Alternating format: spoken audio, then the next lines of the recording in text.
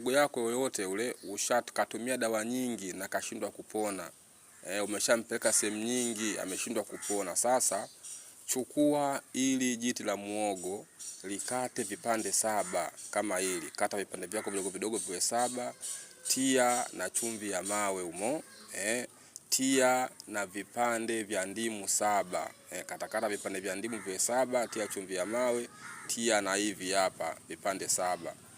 Mkogeshe mgonjwa wako ndugu yangu kwa siku 7, alafu angalia huo ugonjwa utakuwepo.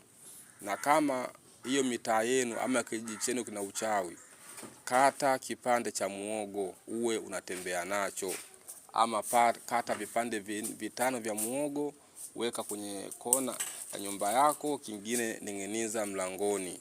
Nyumba hiyo itakuwa ni mwiko kuingia mchawi. Kwa shida yoyote usikose kunipigia simu. Kuuliza maswali sipendi. Sikiza clip hadi mwisho. Asante.